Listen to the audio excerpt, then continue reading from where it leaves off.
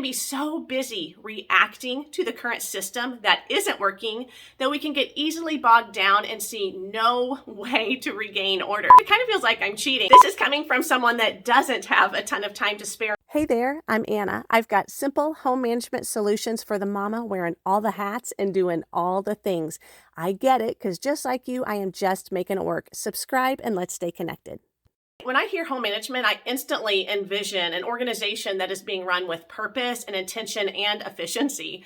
Although the pay is, well, non-existent for a home management gig, it is one of the most powerful positions one can hold. As we manage the most precious assets that we have, our children, we can easily devalue this role. So I challenge you to embrace this sacred position as we manage everything from pets, possessions, and people. Today, I have some super practical home management tips that I'm going to pass along that can be implemented today. This is part 1, so be sure to subscribe if you haven't yet so you don't miss part 2. Be sure and hit that notification button. You will be sure to see it when it goes live. Let's get to these home management tips you should know about.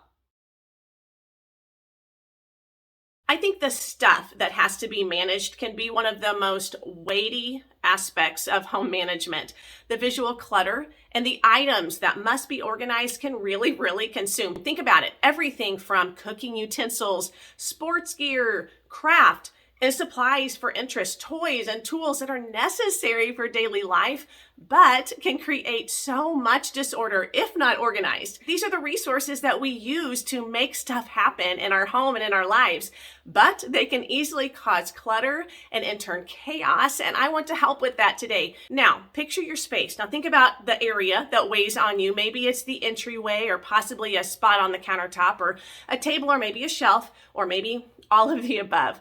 We usually refer to this stuff as clutter, but the items that are out are not exactly clutter. They are most likely the useful items we actually use daily and need to make our home function. They just need a home. Creating a space for everything means that while items are not in use, they can be housed and put out of the way. Now, some homes have plenty of storage options while others can leave us scratching our heads trying to figure out where to even store these daily used items. Now, we have a couple hot closets that we store our kids' rotation bins in, but other than that, I had to get really creative. So we purchased a few cabinets for our curriculum and our books, lined a wall, went vertical, and made it work. I picked up this cabinet with drawers and shelves at Hobby Lobby. It holds our coloring books and colors. And we needed a little bit more pantry space, so the wooden cabinet in our kitchen dining room from a garage sale is adequate for extra pantry items. All this to say, if you don't have space, create it. So the visual clutter is minimal and everything has a designated space. We are down 1 tip and we still have 3 to go.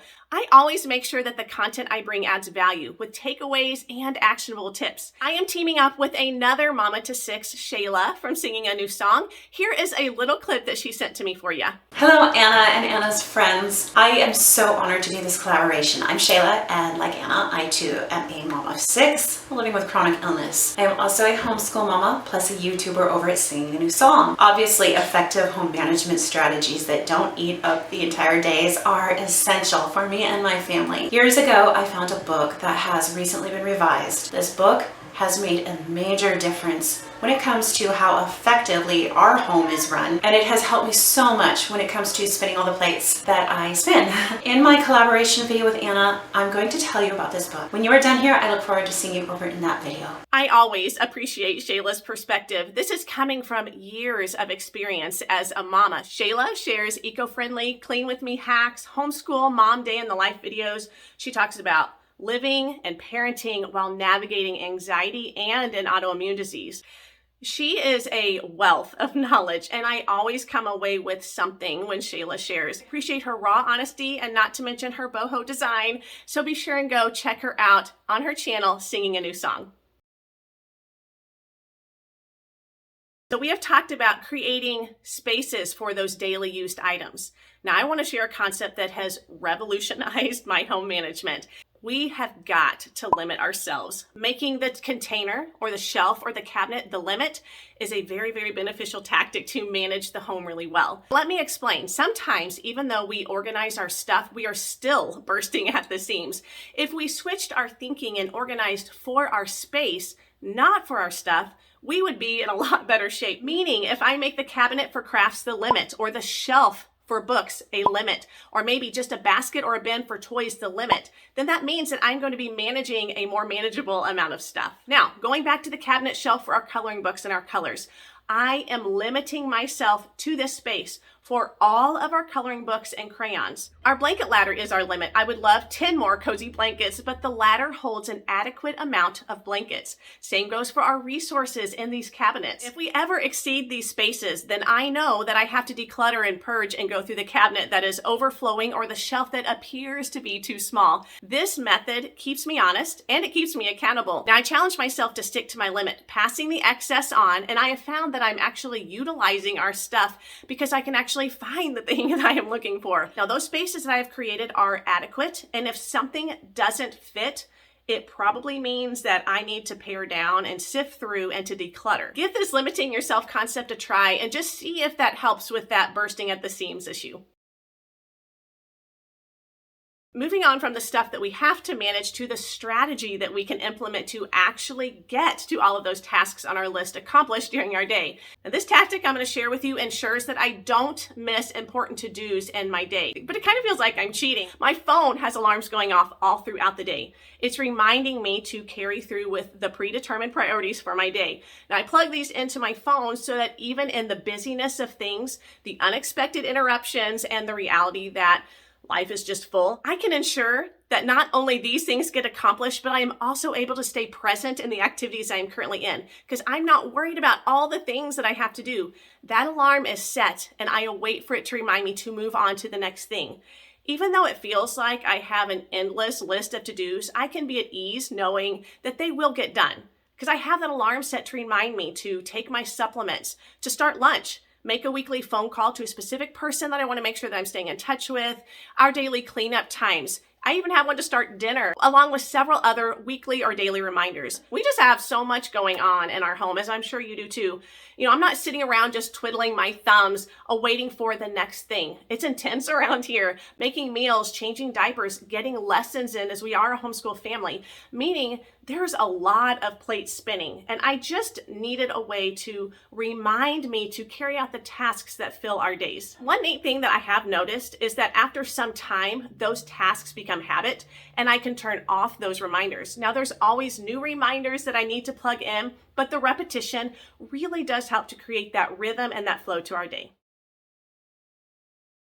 Here's our last home management tip for part 1. All of these tips can sound life-changing and can be easily met with the reality that there are so many steps to be taken in order to even begin to regain order. That feeling can be very, very defeating, and the original desire and the energy to make changes can be met with complete baffle when the project seems so big and we don't even know where to begin. Home management is an ever-evolving process, and that can be kind of frustrating since things are ever changing based on the current needs in our home and all the stuff to manage. But if we just allow ourselves the space to stop and plan, to plan out better spaces for organization, and to stop to think through methods that might actually work to keep us on task, then we can realistically create a home that runs smoothly, that is not running over us. It does take some concentrated time to set aside to think through what the problem areas are, what systems need to be implemented.